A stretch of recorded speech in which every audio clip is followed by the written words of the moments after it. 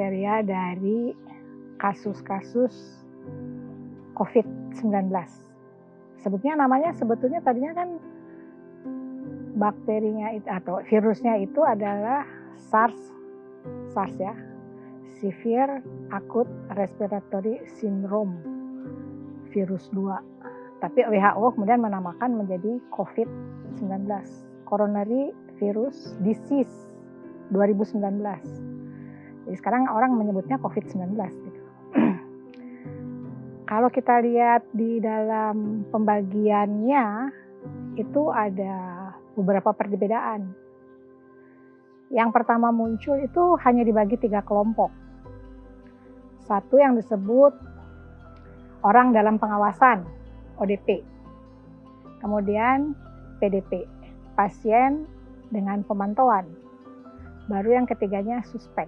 Nanti ada lagi muncul panduan dari kesehatan masyarakat. Ada yang menyebutnya menjadi OTG, orang tanpa gejala, kemudian baru ODP, kemudian baru PDP, dan yang terakhir yang confirm, yang sudah pasti.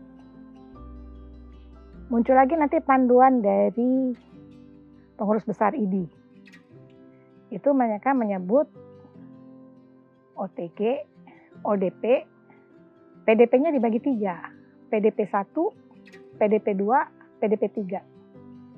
Secara umum sebetulnya semua yang masuk dalam kategori pasien dalam pengawasan itu sebaiknya dirawat di rumah sakit.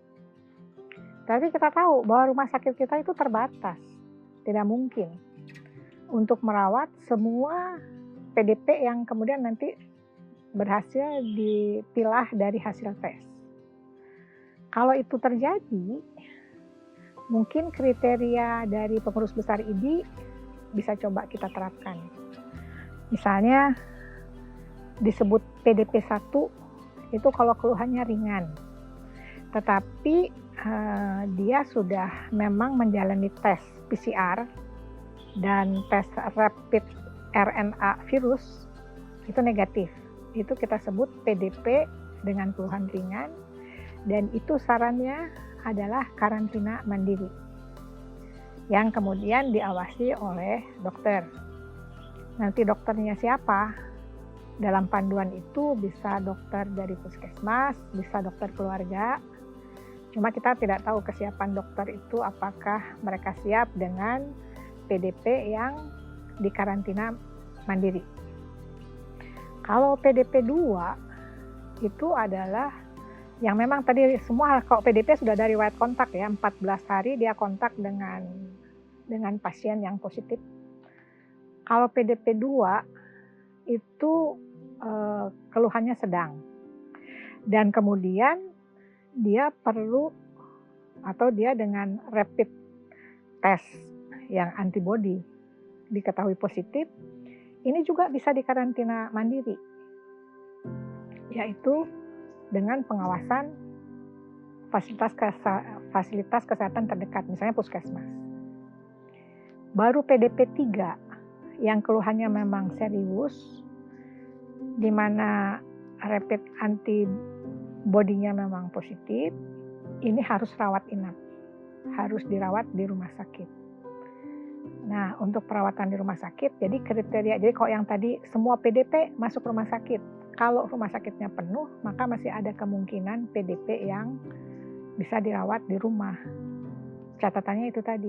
Kalau menurut pengurus besar ID, kalau keluhannya ringan dan tadi memang PCR-nya negatif, maka boleh dia lakukan karantina mandiri.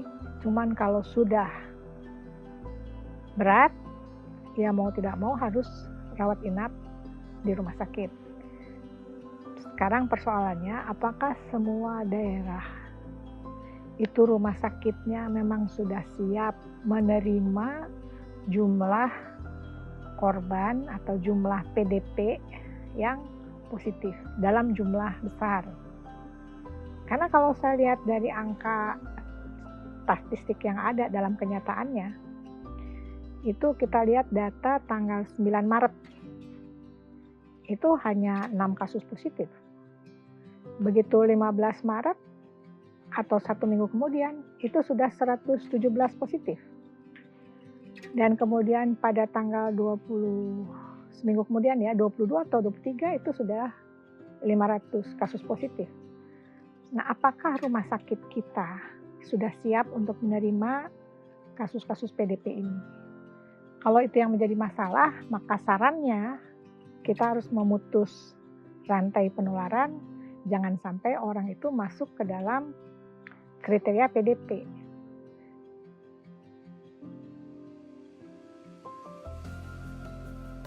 Jadi begini ya, penanganan itu sebetulnya kalau kita mau bagi, ada penanganan di rumah dan ada penanganan di rumah sakit. Jadi di rumah pun ada berapa kriteria, di rumah atau karantina rumah. Jadi di rumahnya sendiri karantina, ada karantina rumah dengan pengawasan dokter. Itu bisa di rumah. Yang berikutnya adalah kalau di rumah sakit, mungkin dalam pengawasan atau yang ada perburukan harus masuk ke perawatan intensif ICU atau meninggal, itu perawatan rumah sakit. Nah, sekarang untuk mencari, jadi ada mungkin masyarakat yang ingin mengetahui ke informasi yang penting. Saya kira bisa dihubungi situs-situs dari call center Kementerian Kesehatan, call center yang dibuat oleh BNPB, atau dari lembaga masyarakat. Di fasilitas kesehatan nanti akan dilakukan kembali pertanyaan-pertanyaan. Misalnya, ada gejala tidak? Ada kontak tidak? Jadi akan ada pengelompokan lagi nanti di sana. Kalau misalnya ada gejala yang paling ringan adalah misalnya demam, batuk, sakit tenggorok, maka itu nanti akan dilakukan tes. Atau sudah berat yang kita sebut gejala saluran pernafasan yang disebut pneumonia, ya. Itu biasanya kalau kita lihat foto ronsennya itu ada gambaran perpecahan yang penuh di semua lapangan parunya dan nafasnya sesak. Nafasnya kita sebut lebih dari 30 kali per menit. Kemudian nanti ada pemeriksaan darah, misalnya apakah ada leukopenia dan sebagainya. Itu yang akan dilakukan oleh fasilitas kesehatan. Jadi artinya di fasilitas kesehatan nanti akan ada tes yang kita sebut real time PCR. Ya, ini untuk orang-orang tanpa gejala.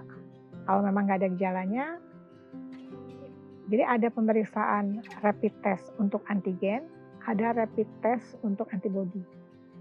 Kalau rapid test antigen negatif, ya katanya nggak usah lagi terusnya. Tapi kalau misalnya dia positif, akan dilanjutkan dengan rapid test untuk antibodi. Nah itu kemudian perlu waktu lagi, misalnya 7 hari. Dalam 7 hari akan dilakukan pemeriksaan 2 hari berturut-turut. Itu prosedur yang disampaikan oleh kesepakatan dari pengurus besar IDI dan dari Puskes TNI ya. Tentunya nanti tergantung karena setiap rumah sakit akan punya masalah dengan alat tesnya ada atau tidak. Misalnya dia punya alat tes PCR, tapi tidak ada media untuk virus. Itu juga nggak bisa dilakukan pemeriksaan tesnya. Jadi tidak hanya menyebut tes PCR, tapi media untuk virusnya ada tidak. Jadi walaupun alatnya ada, belum tentu PCR tes bisa dilakukan. Nah untuk itu nanti ada pemeriksaan tes untuk antigen antibodi.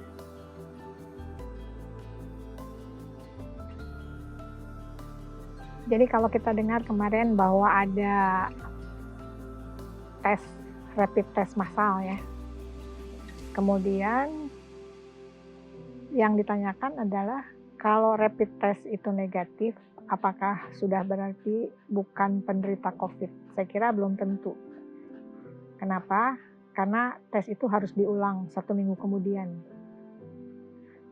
Kalau tadinya negatif, karena tadi waktu masa daripada masa inkubasi dari penyakitnya sampai gejala, kadang-kadang menyebabkan tes negatif.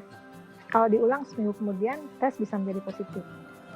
Itu dari rapid test yang ada. Atau kalau misalnya dari panduan yang ada adalah rapid test pertama adalah rapid test antigen. Kalau dia positif, ada rapid test antibody 7 hari kemudian. Kalau misalnya nanti ada gejala, rapid test positif dan gejala, maka itu pasti rawat. Entah rawat di dalam pengawasan ketat atau rawat di ICU. Tapi kalau misalnya sesudah kapan dia boleh pulang atau tidak, biasanya sesudah rapid test antibody negatif, diulang real time PCR negatif, baru bisa dipulangkan. Jadi untuk masuk sampai kriteria rawat dan sampai dipulangkan, ada beberapa tes yang harus dilakukan.